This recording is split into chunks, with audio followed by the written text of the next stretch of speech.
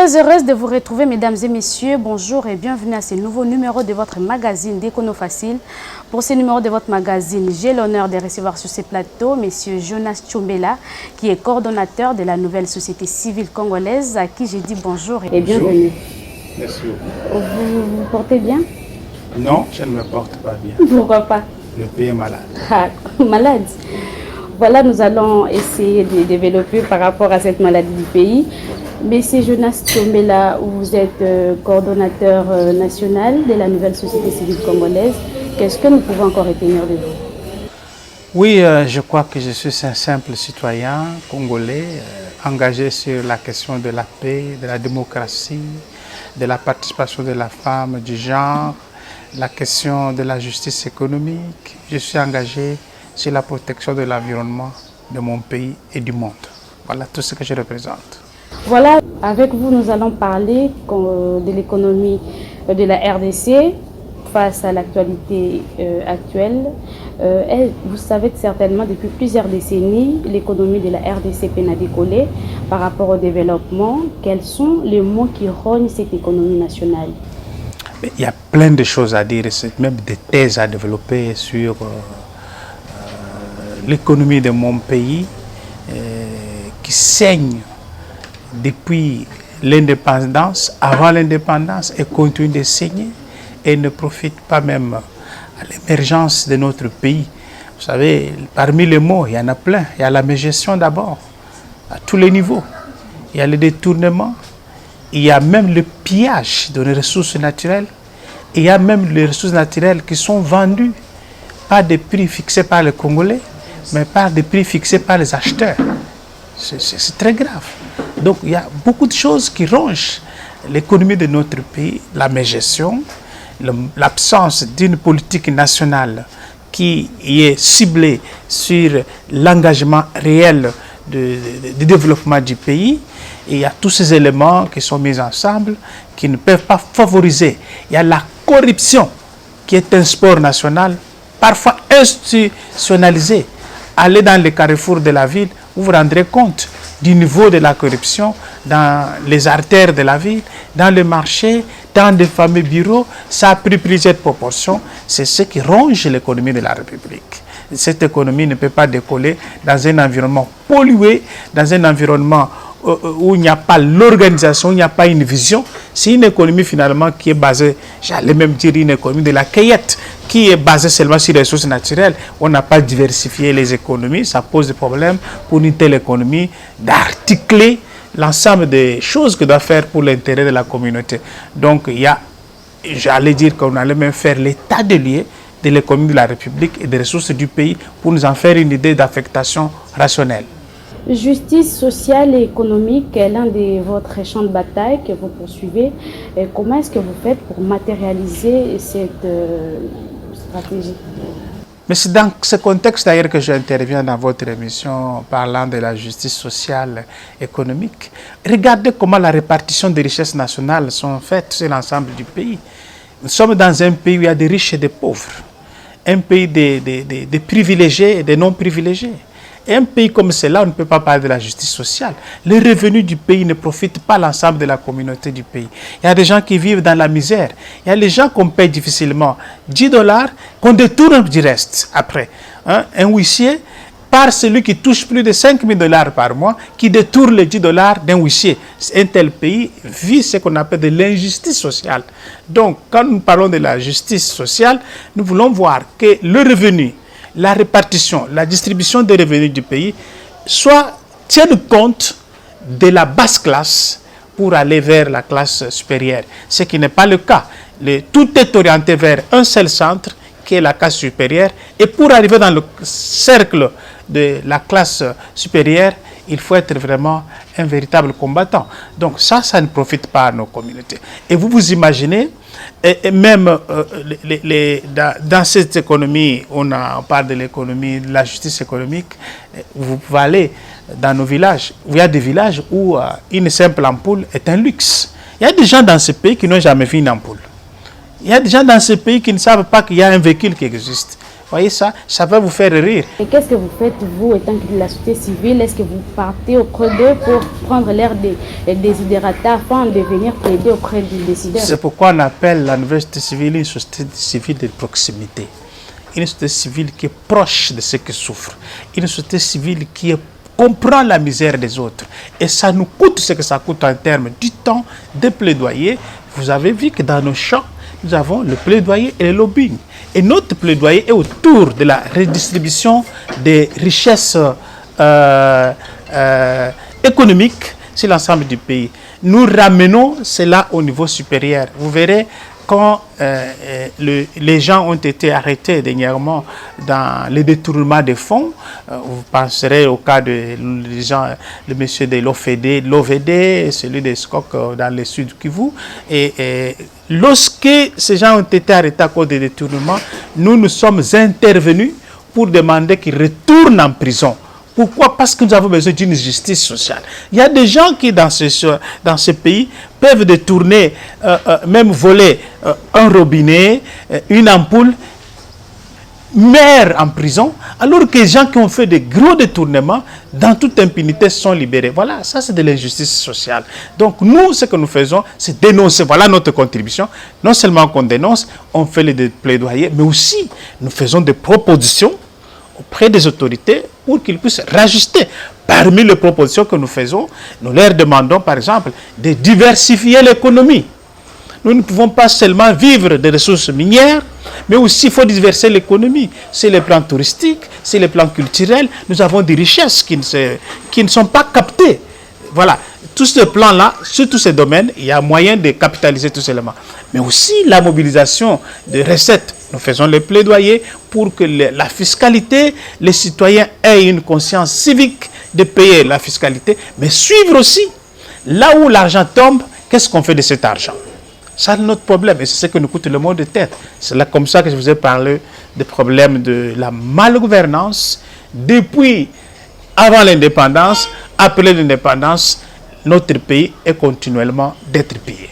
Voilà, vous le savez certainement, le Conseil économique et social, il a eu à déplorer lors de l'ouverture de la session parlementaire d'avril qu'aujourd'hui nous possédons deux premiers ministres qui gèrent les affaires courantes de l'État qui risqueraient d'endommager l'économie du pays. Face à cette situation, quelle est votre lecture? S'il m'était demandé, moi personnellement, qu'il faut assainir l'environnement budgétaire du pays, cette institution-là, j'allais la supprimer. Le Conseil économique. C'est une institution budgétivore. Je me demande quel impact de leur action sur notre pays. C'est comme le SENSAC que dirige M. Olengankoy. C'est deux institutions qu'il faut supprimer. Parce qu'eux, ils voient ce qui est dans l'œil du gouvernement, mais c'est eux qui consomment le budget de l'État. Voilà, le Conseil économique accompagne l'action du gouvernement. Mais comment il l'accompagne? Économiquement parlant. Dans ce pays, quand vous allez circuler, vous pouvez demander comment le Conseil économique accompagne. Ce n'est pas seulement des déclarations comme ça. C'est une institution inadaptée dans notre pays en réalité, mais qu'on a copiée, budgétivore. Nous avons des institutions qu'il faut consolider, qu'on ne sait pas consolider. Par exemple, la Cour des comptes. Vous voyez, la Cour des comptes, il y a des gens dedans qui n'ont jamais prêté serment. Plus de 5 ans depuis qu'ils sont nommés. Pourtant, ils devaient travailler. Donc, cette institution, je respecte leur point de vue, mais je pense que si moi, on m'avait demandé de supprimer des institutions dans la République, elle serait la première à tomber, y compris le SENSAC, parce que ce sont des institutions budgétivores. Maintenant, j'en viens à votre question, les propositions. Maintenant, il y a un gouvernement. Nous nous souvenons d'un contexte extrêmement difficile, où il fallait qu'une majorité bascule pour entrer dans une vision qu'on a appelée l'union sacrée de la nation. Vous savez, cette mutation ne se fait pas comme sur des bâtons de magie. C'est une mutation des gens qui étaient dans un dispositif, des autorités morales, des mots d'ordre, qui se retrouvent aussi dans un dispositif où il y a un minimum de la démocratie et la liberté d'expression. Maintenant, changer cette attitude pour arriver à une autre attitude pose des soucis. Un, les soucis qu'ils avaient dans leur système des autorités morales et des mots d'ordre, ils semblent ramener cela. Ils sont venus parce qu'on a dit que l'union sacrée a pour centre de l'intérêt supérieur de la population. Mais en ce moment que le gouvernement se met en place, j'ai l'impression que ce n'est plus l'intérêt supérieur de la population, c'est l'intérêt supérieur de ceux-mêmes qui ont mis le pays à genoux, qui sont aujourd'hui dans l'union sacrée, qui estiment qu'il faut encore prendre davantage et continuer davantage. Ça ne va pas continuer comme cela. Parce que le pays est un pays de tous. Encore une fois, question de la justice sociale. Donc, il y a un gouvernement qui est en place qui expédie des affaires courantes. Certainement, il fonctionne, mais il n'engage pas les dépenses de l'État. Mais il y a un Premier ministre qui est arrivé. Vous allez dire que l'équivalent que consomme l'actuel Premier ministre qui est en place et le gouvernement qui est en place, c'est le même chiffre. Mais non, le Conseil économique nous ferait œuvre utile en nous donnant des chiffres réels. Pendant 5 mois que le gouvernement est paralysé, il y a quelle consommation de masse monétaire? Pendant que le Premier ministre qui est arrivé, il y a quelle consommation? Et c'est des chiffres qui nous aideraient à comparer pour dire il y a forte consommation ou faible consommation. Je reviens sur la nomination du nouveau Premier ministre Samalou Kondé depuis le mois de février dernier, qu'il a été nommé Premier ministre. Jusqu'à présent, comme vous venez de le dire, n'a pas encore publié son équipe gouvernementale qui compte à travailler avec malgré toutes les pressions sociales. Est-ce que ces retards peuvent impacter négativement l'économie du pays? Vous savez les conséquences, il faut aller le mesurer sur le terrain. Les gens meurent à l'Est. L'impact, les ressources humaines, c'est un capital. Nous sommes en train de perdre nos compatriotes parce qu'il n'y a pas un gouvernement responsable. Il y a des justices qui sont en place, mais qui ne savent pas s'intéresser à cela. La première conséquence, nous sommes en train de perdre en termes de ressources humaines et c'est chaque jour. Et ça date de longtemps, il y a plusieurs décennies. Oui. Est-ce que c'est une raison pour nous prévaloir que nous sommes gouvernement? Et ça devait être une fierté pour dire que ça date et que ça doit continuer. Vous êtes arrivé pour que ça cesse. Sinon, vous n'avez plus raison d'être. Donc, il y a de l'impact sur le plan économique. Oui, sans gouvernement, le seul instrument pour gérer la nation, c'est le gouvernement. Or, cet instrument est paralysé. Alors, comment pouvez-vous mesurer les niveaux de vie de la population qui vit sans gouvernement? Nous ne sommes pas comme en Belgique. La Belgique a fait près de 2 ans sans gouvernement, mais l'administration fonctionnait. Nous avons une administration pourrie, corrompue, qui ne peut pas travailler pour l'intérêt de la communauté, mais qui profite de ce temps pour faire saigner les trésors, les comptes du trésor public. Actuellement, j'ai l'impression que ça saigne et en rouge. Mais vous, de la société civile, c'est votre rôle d'interpeller les autorités. Qu'est-ce que vous faites? Voilà pourquoi je parle. Est-ce que vos interpellations, vos plaidoiries que vous faites, ça a un impact positif auprès du décideur? Je vous dis ceci. Les décideurs de ce pays, d'hier, d'aujourd'hui, même de demain, ils ont tendance à croire que les justiciers autour d'eux, ils ont tendance à croire que les profiteurs autour d'eux représentent la grande masse qui souffre. Ils suivent, et c'est là le bloc même, pour qu'ils ne puissent pas percevoir la réalité réelle des gens qui souffrent. Et le travail comme ça, nous sommes en train de le faire. Avec l'actuel gouvernement, on a réussi à avoir des canaux par lesquels il faut passer le message. Maintenant qu'ils n'agissent ou qu'ils n'agissent pas, et nous on aura fait notre travail. De dénoncer, de proposer et d'informer. Nous avons joué notre mission. Qu'ils n'agissent, qu'ils n'agissent pas, nous on a joué notre partition. Parce que nous ne sommes que des organisations simples. Du reste, qui ne sont pas même financées par notre propre pays. Et c'est par bonne foi. Le seul salaire que nous avons, parfois, c'est de nous retrouver en prison.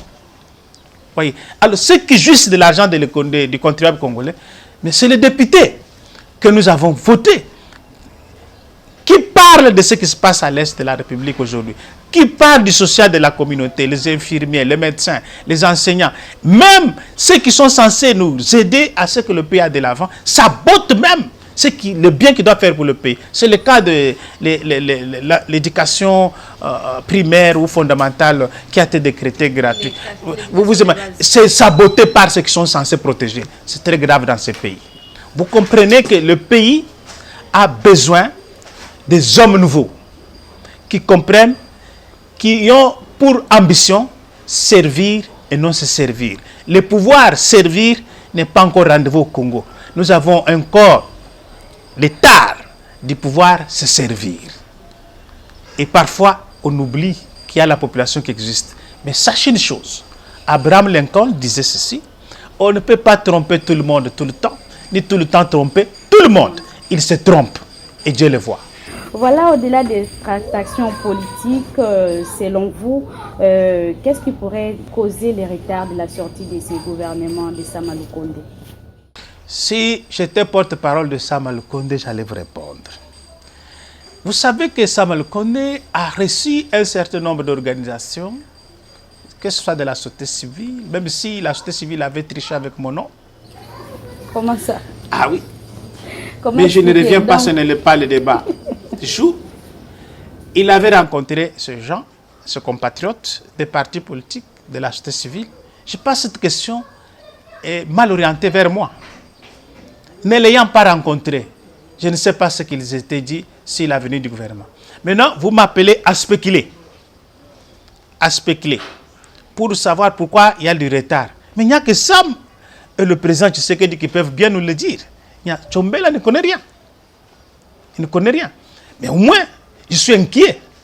Parce qu'il n'y a pas des interlocuteurs valables au niveau du gouvernement pour aller en place. Nous avons été très pressés de mettre en place la restructuration du Parlement, du Sénat. Maintenant, on commence à traîner les pieds pour la mise en place du gouvernement. Le vrai problème, c'est le partage des gâteaux. Le vrai problème, si ça traîne, moi j'étais surpris, j'ai appris. Il paraîtrait que le Premier ministre aujourd'hui tentait de demander des CV des potentiels candidats. C'est l'inverse. On a des CV, on les apprécie et puis on peut appeler les candidats. Mais chez nous, c'est quoi? On a les candidats, maintenant, on va donner les CV. Est-ce que la base qui a servi pour le tri de ceux qui peuvent participer au gouvernement? Ça, je le regrette. Ça, je le regrette. Et nous sommes à ce stade-là, ça va prendre combien de mois? Vous savez, le président Tshisekedi devait faire attention. C'est lui qui va donner le bilan. 2023, c'est lui qui nous dira j'ai fait ça, j'ai fait ça. Nous saluons déjà une bonne partie des choses qu'il a faites. Il a pris le temps de déboulonner le système qui était en place, c'est du travail. Les actions sont entreprises gauche-droite, c'est du travail. Mais les 5 mois que nous avons perdu, les 2 ans, le temps n'est toujours pas élastique. Hein? Et puis le temps n'est pas toujours notre allié. C'est lui qui doit faire accélérer les choses parce que lui, il a un engagement avec la population et il doit y répondre à la fin. S'il y a des gens qui le traînent dans la distraction, moi je veux 5 postes, moi je veux 10 postes, moi je veux ce poste, moi je veux ce poste, ces gens-là ne rendront pas compte à la population. Je crois qu'ils sont venus avec l'agenda de l'usure du temps. Il devra faire attention avec cela. Sinon, c'est lui qui sera comptable. Voilà, aujourd'hui, la RDC a ratifié l'accord sur la ZLCAF que nous avons adopté récemment. Pensez-vous qu'avec notre faible production, on survivra dans cette zone pour convaincre les États membres de la zone? C'est ça qui pose problème. Nous sommes des suivistes. On copie tout et on n'est pas réaliste. C'est vrai, la zone de libre-échange. Il faut commencer d'abord par démanteler les barrières dans les frontières pour que les marchandises puissent circuler dans toute l'Afrique sans problème. Est-ce que ces barrières sont supprimées? Je ne crois pas. Voilà. C'est une illusion. On signe des choses qui ne sont pas réalistes. Donc nous sommes partis vite en besogne. En fait, moi j'allais dire que le moment n'était pas indiqué, il fallait les préalables. D'abord supprimer les barrières, la circulation des personnes, des biens.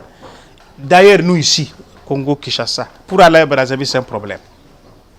Mais les marchandises elles-mêmes pour traverser, c'est un problème. Mais nous avons quand même signé. Dès qu'on se moque. Je crois que les présidents africains doivent faire beaucoup plus attention. Ils ont copié, c'était d'abord OIA, ils disent que non, ce n'est pas bien. On fait comme l'Union européenne et l'Union africaine. Des copistes. Ils copient, mais ils ne savent pas prendre aussi l'esprit de ce qu'ils ont copié et l'intégrer. Vous voyez ça? Donc il y a un problème. En Union européenne, ils sont en train de parler aujourd'hui d'un passeport unique.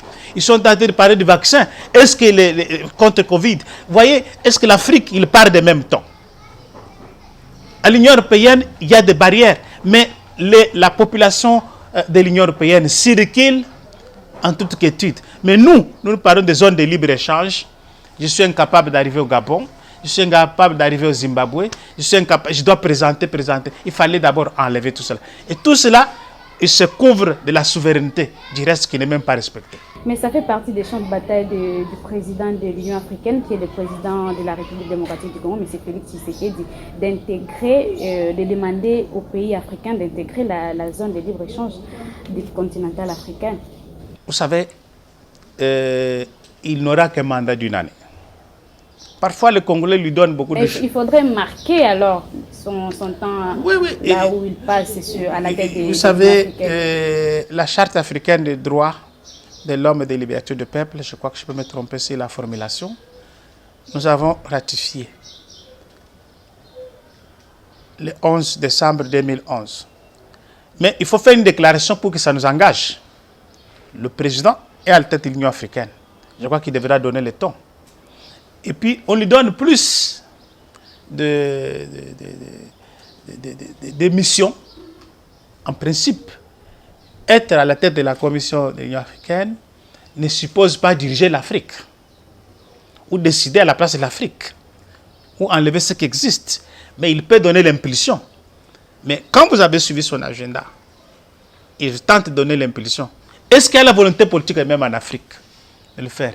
Le silence est presque total. Voilà ce qui se passe au Tchad.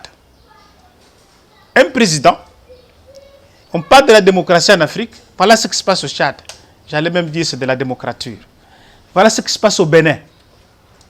Dans ces conditions-là, la zone de libre-échange, elle a encore du temps et du chemin à faire. Les financières déplorent qu'il y a coulage de recettes dans tout ce qu'ils font.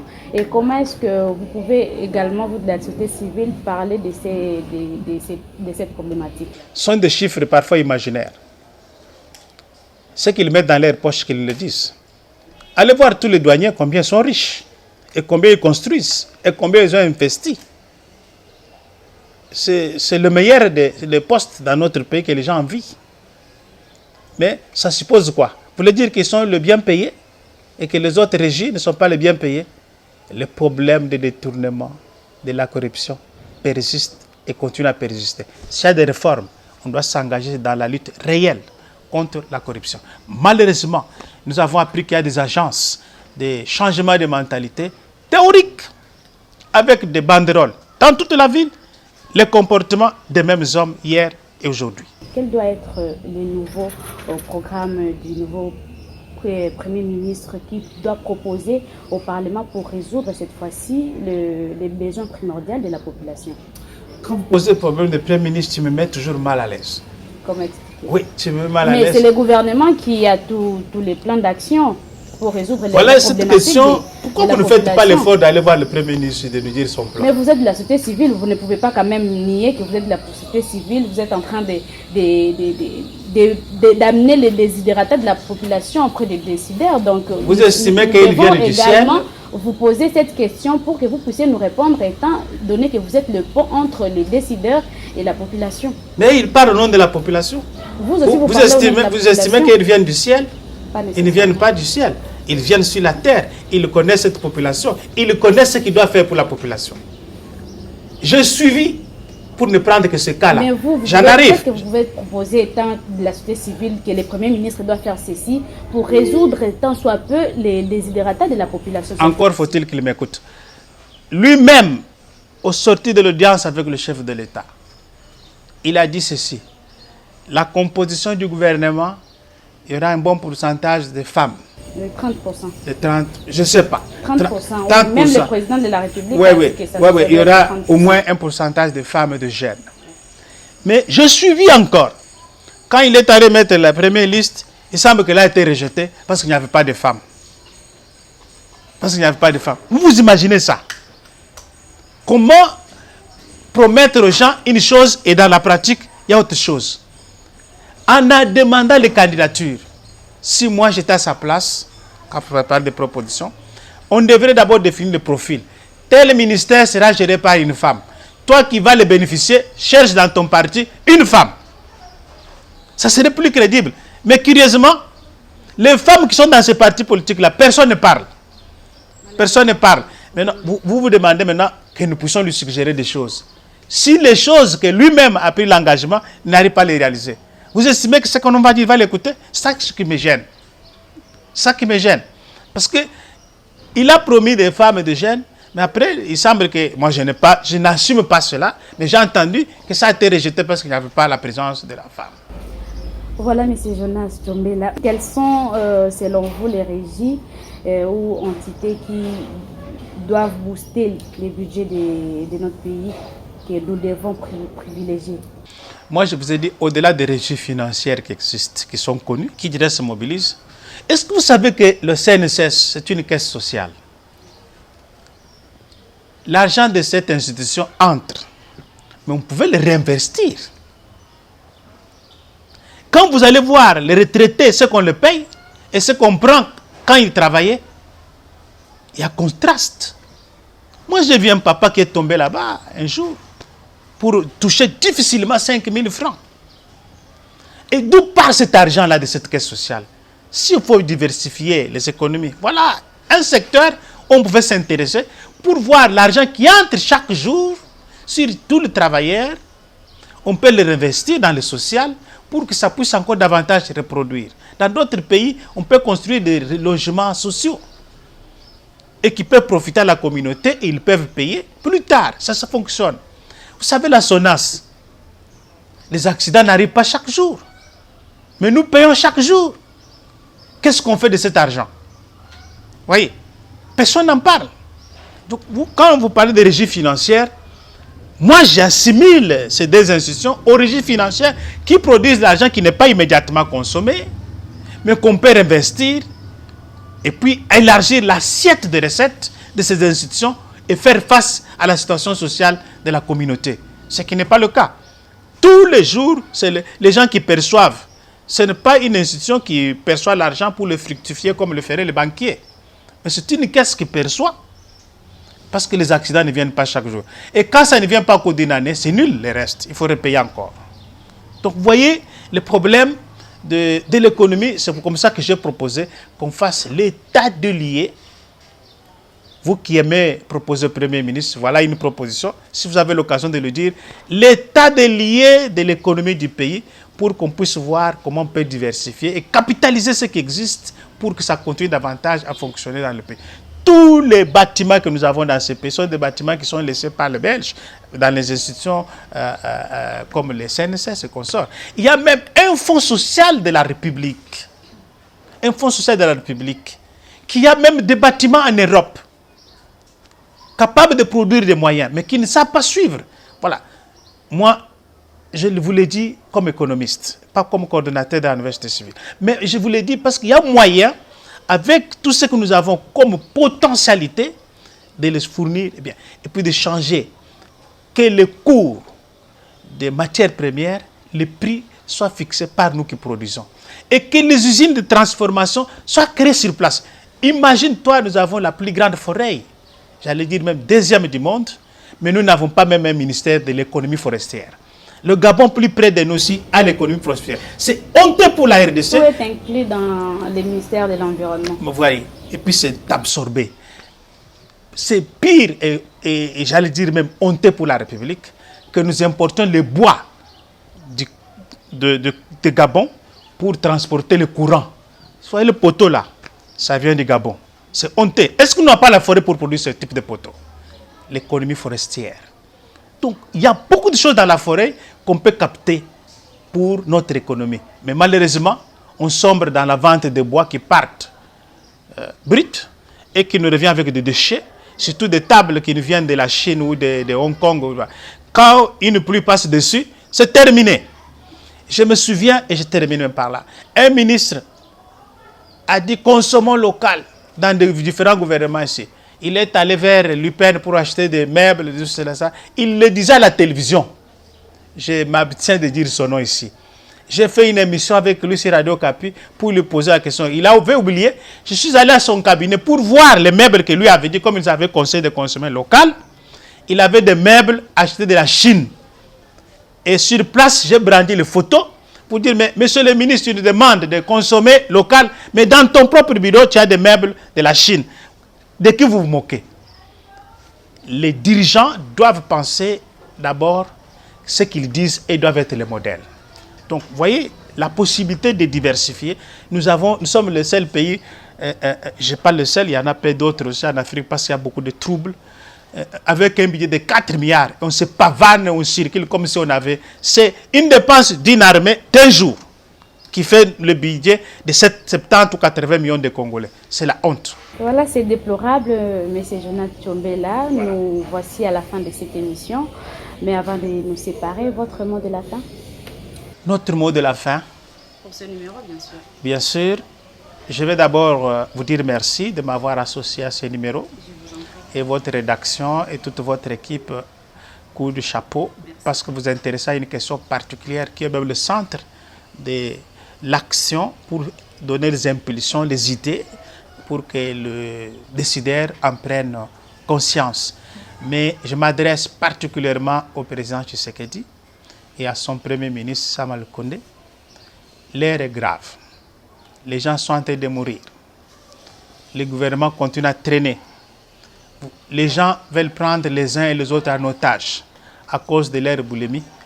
Comme il a fait pour rompre avec l'FCC et ses alliés de cash, il doit s'en dépasser pour prendre la décision de souveraineté. Si ça persiste, je pense que nous pouvons réfléchir pour la dissolution du Parlement et du Sénat et aller vite aux élections pour qu'on ait quand même un gouvernement plus proche de la population. Merci beaucoup à vous, M. Jonathan Tchombela. C'est moi qui vous dis merci. Ainsi s'achève ce numéro de votre magazine, mesdames et messieurs. Merci à vous de l'avoir suivi. Bon suite des programmes sur nos antennes. Je vous retrouve très prochainement au prochain numéro avec un nouveau invité. Au revoir.